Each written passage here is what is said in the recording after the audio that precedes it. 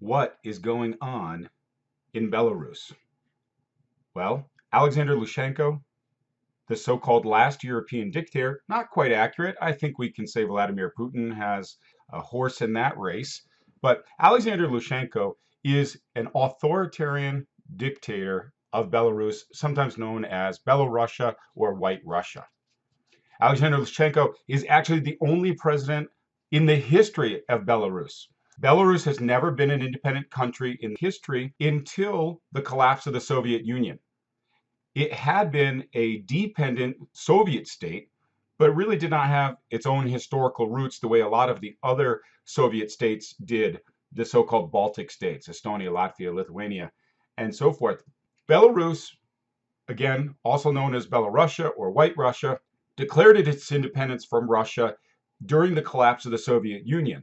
Alexander Lukashenko set up basically almost a public relations coup where the leader of Belarus, when it was part of the Soviet Union, he accused of being corrupt, launched himself into the role of the anti-corruption reformer, became elected on July 20th, 1994, and then became the most corrupt ruler in Europe.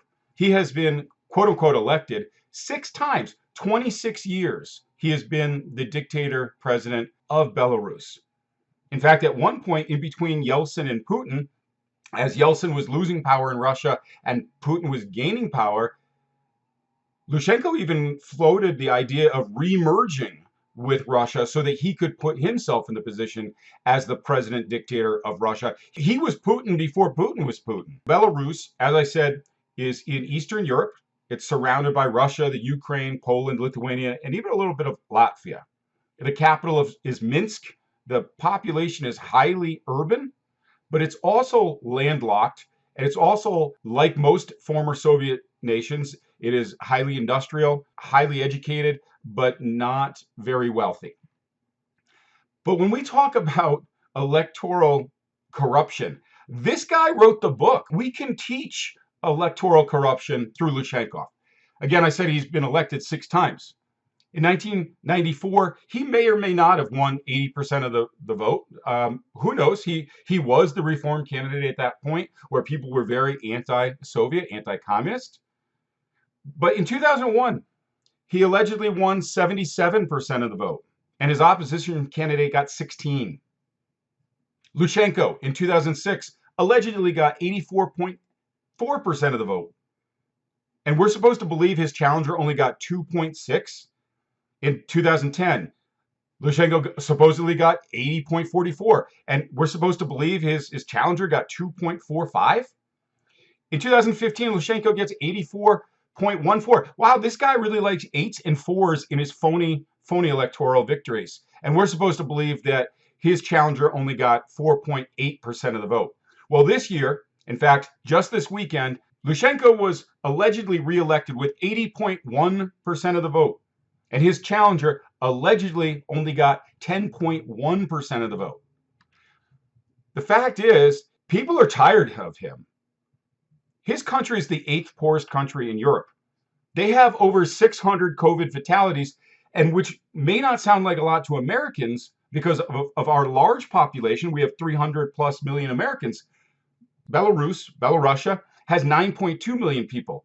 600 COVID fatalities out of 70,000 cases with a population of 9 million people. The people understand now better and better what they don't know. This country is shut down like North Korea. There are 7 state-controlled TV stations. In some parts, you can get Polish and Russian TV. But the access to Western news sources is relatively nil.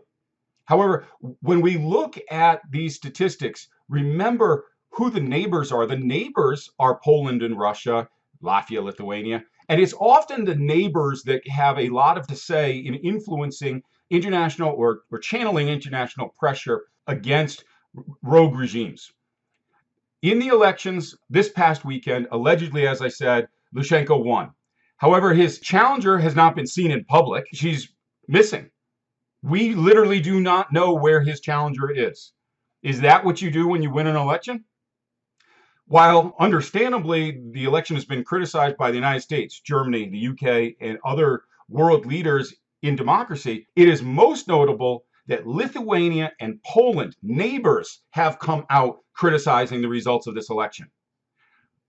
The people have taken to the streets, and the police response has been to beat their own people.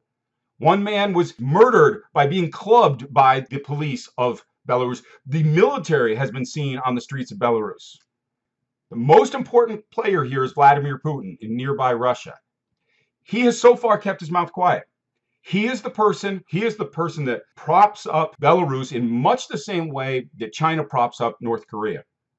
But this is the day. This is the time. We saw the women of Sudan overthrow Omar al-Bashir. The women in white are the focus of these protests. The women in white are going to remove the last dictator of Europe. Alexander Lukashenko, the walls are closed again. Your time is up. Goodbye.